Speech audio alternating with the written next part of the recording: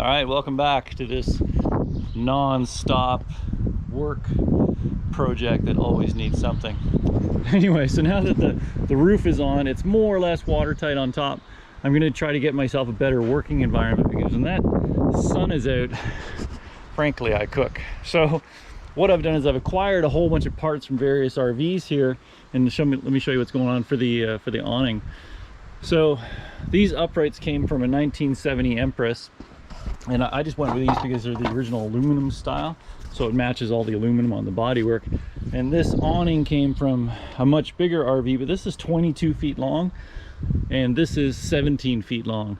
So I'm gonna have to cut this down to get it into the tracks. But we got a couple problems here, and that's the bend in the RV.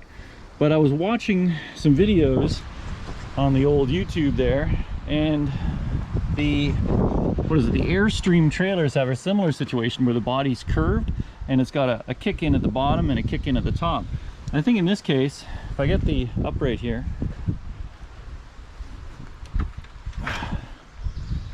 and I slide that over that, now you can see it's not too bad. But I think all I'm going to do is I'm just going to cut that aluminum upright and bend it in so I can bolt it into the body. And it won't hang out too much, and that way I can still keep the actual awning pretty close to the body there. So I think in this episode we'll get the awning on. Here's the wife.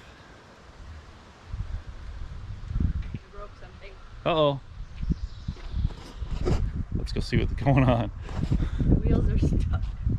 The wheels are stuck? So I went to turn. Yeah. And I just kept turning. Really? Uh-oh. Well, the wheels are stuck over. I don't know if I cranked it too hard or what, but... All right, let's go figure this out.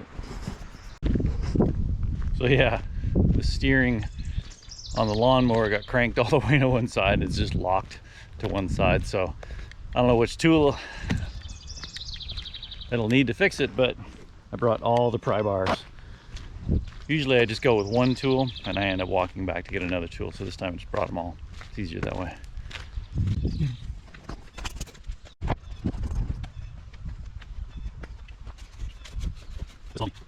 All right, so what happened? Looks like the steering's cranked all the way to one side. Guess I got a little carried away. So got various degrees of pry bars. So try 1, try 2, try 3, and then I'm done asking. Looks like the steering arm just got hooked over top of the... No, not big enough. Can't get in there.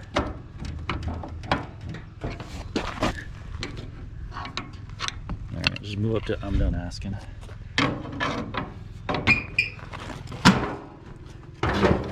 Try it.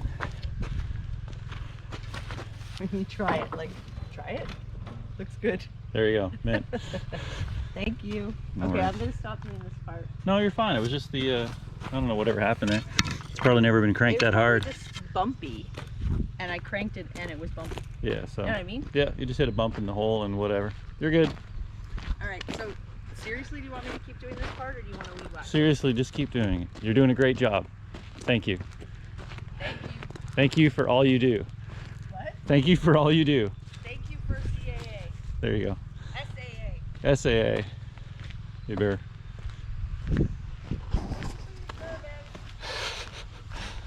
All right, let's get back to RVing.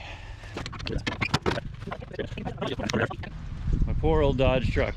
I love it. It's got 300,000 K on it. It's completely falling apart. Good engines. Everything else is just crap up here in the Rust Belt. Anyway, so where were we here? Oh yeah, I was talking about that. So yeah, the upright, blah blah blah. Got to hook that in just like the Airstreams, right? Okay, so then once I get that lower mount on, I got to figure out how to cut this thing down. I bought this off of a much larger motorhome.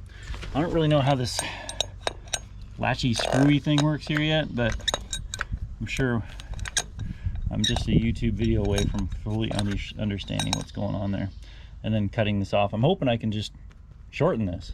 So yeah, let's see what goes on there. And what else I want to do? I want to get the other window in on this side. See, I've been sanding the body, getting rid of all the cracked white paint and getting back down to green and just filling in a couple little nicks there. But I got this other B-post sealed on now, bolted down, and this window is built, so let's install that window. And I want to cut these windows out and send them out to be recut. And like I said, I think I'm going to make this a 1/16 closer, just so I can fill that up with some clear silicone in there. So let's keep chipping away at this thing and get her done. All right, so from the, I don't know, this awning that came off a trailer from the 80s, I think, somewhere in there, you can see this is the cap that holds the end of the awning in place. I don't really know, so I didn't get the arms to this one, so I don't really know how this works, but I do know that this pin just goes through the shaft on the end of the awning, and then that's it. I guess that bolted probably through to the upright, and all I've done is punch these pins out. So what I'm going to do is not use this, but this is the original one from the Empress, the older arms. So what I've done is I've modified it. I don't even know how the original awning fit in this one, because I didn't get the awning for this one, but these things fit into the little cleats or something, whatever you call them, that fit up there on the gutter. So what I've done is I've modified this for the shaft of the new awning to fit in there, and then I can just put that in there. And that awning, honestly, it's kind of heavy. I'm kind of worried that we got a roll pin holding up the weight of that thing, leaning on some 1/8 aluminum that's holding the entire weight of that thing up there.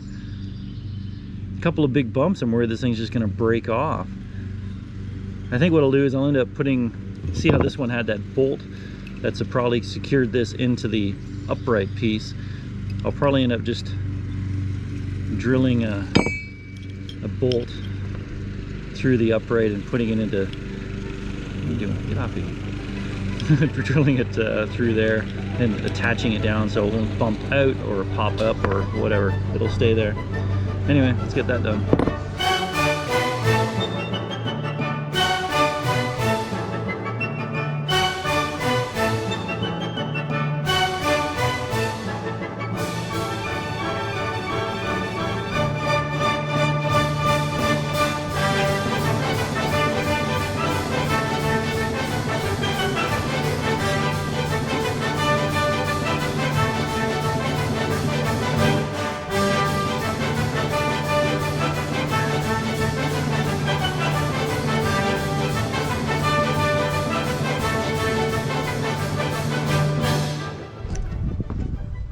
So now that cleat is sitting up in there, you can see that there.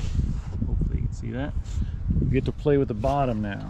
So got a couple of issues here. So this is that bend I was talking about. Now that's in there, we got a space there. You can see it's hitting that knob. That's just fine. I can bring that out a little bit, but of course the farther I bring that out, the farther this comes out. So I think I'm just going to, if this is where, so this aluminum bar here is attached to that cleat on the top, so this is as low as this is going to come. So everything from here down will not be used. So what I'm going to do is I'll line that up to the panel below this trim line, mark a spot here, cut it, and bend that whole arm in to create enough space there. So I'll cut it, tack it, and then I'll bring it back here.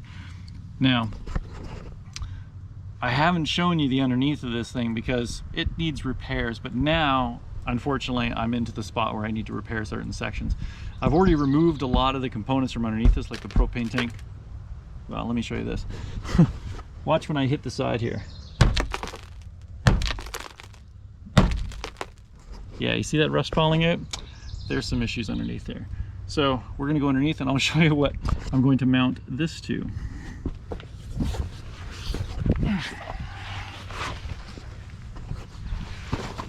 All right, welcome to the underside. So this thing sat in a river-ish area, kind of damp, but it was up to the axles in mud. So when we were getting this thing out in the middle of winter time, it was literally the ice was up to here and we had to break it out. So the undersides of this thing are, you know, the frame itself is really solid, and that's the only reason I'm still doing this. It has all these extensions here which come out and hold the perimeter frame here. That was rubbed in from the propane tank. That shouldn't normally be here, but everywhere. So it has these 2x4 extensions which come off the frame, and they join onto these 2x4 extensions that hold up the side panels, and this is the crash safety side beams, whatever you want to call them. You can see that what's left of the 2x4 is gone. Like, it's just an empty shell of its former self there. So this is 1/8. This, I don't know what that was. It definitely wasn't 1/8. And on top of this panel are the ribs that hold the floor up. So I'm gonna go around the perimeter and replace each one of these down their lengths. You see on that side, same thing. The extensions are fine. That piece there is rotten out. And then the same thing on the back, all the way across around the entire perimeter. It's missing the bottom parts of it. So the whole reason we're under here is this is that foot from the awning. That's going to attach basically right through this fiberglass piece into this steel, which isn't there anymore. So I think we're probably going to start getting into the bottom sections of the coach now. Look at that. Yeah, welcome to the Rust Belt. This is business as usual up here. And why am I doing this again? Because I'm dumb and I enjoy a good challenge. At least it's shady under here.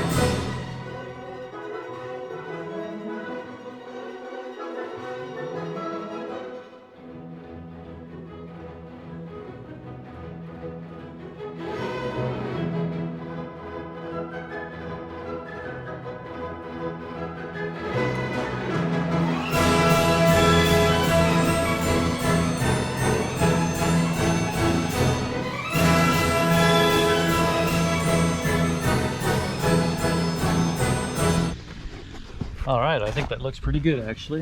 You see that foot will lie in there perfectly. I got a little bend in there. I just ticky-tacked it in there, and that's just holding it in there pretty good right now. So you see they're both on the same angle, which is pretty cool. That doesn't look too weird hanging out like that. My biggest concern, I thought that might be too wide, but it's really no wider than the actual side of the coach, so it's fine. Just gotta repair the bottom of that frame and then I have something to bolt it to. Yeah. Cool. All right, let's get this awning cut down.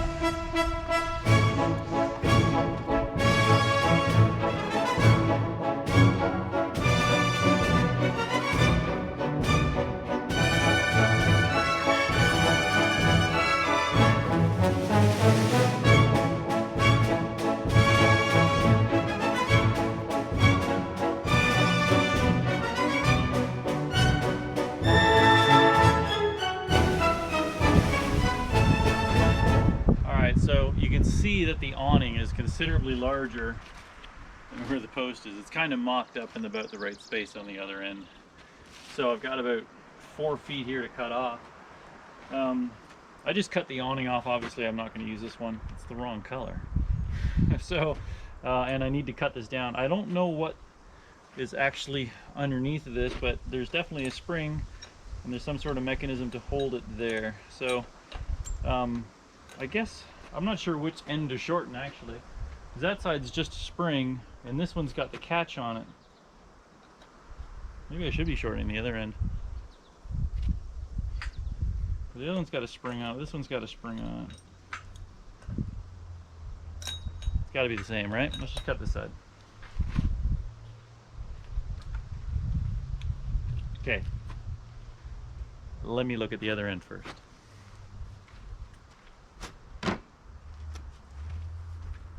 In fact, you might as well come with me. Let's go look at the other end together. So this one's more or less the same. It doesn't have a lock on it. It just says wind. I hope it's not like one continuously long spring in there. And this one just has, oh, it's got 3 rivets, and they're kind of loosey-goosey anyway. I'm thinking we just cut this end off. All right. That was the determining factor.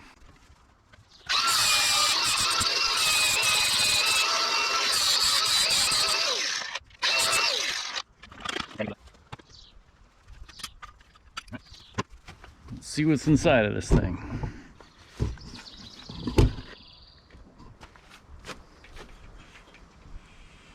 Unfortunately, it feels pretty short. Covered in ants. Gross. Oh, that's not too long. Alright, so it looks like it just, this triangle thing here shoulders out on the extruded aluminum, so I can just totally make this thing any length I want. Whoa, this thing is full of ants. Alright, you're gonna go on the table.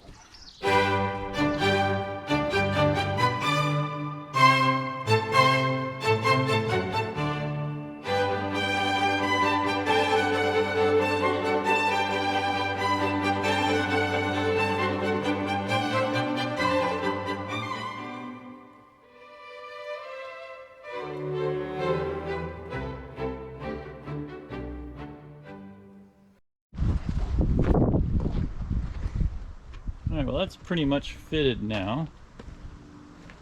Just got some Tex screws in there for now. Maybe those are good enough. I carved out the original rivets that were there, but those Tex screws would probably be fine. I tried to get it up and in there. It was a little too sketchy, so it's definitely a two-person job there. But I think I'm good to mount that up and in there now. So, yeah, gotta find a friend.